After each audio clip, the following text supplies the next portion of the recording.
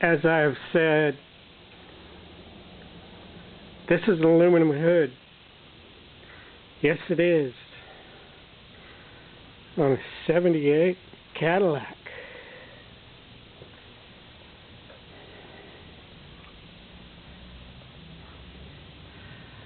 And this might look to be sacrilege, but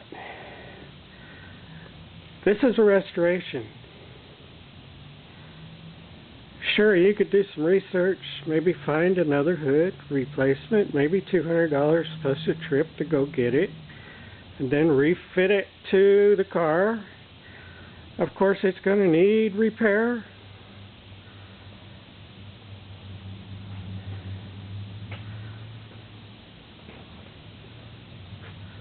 But in this case, we're well worth spending $500 of labor time to just use what you got.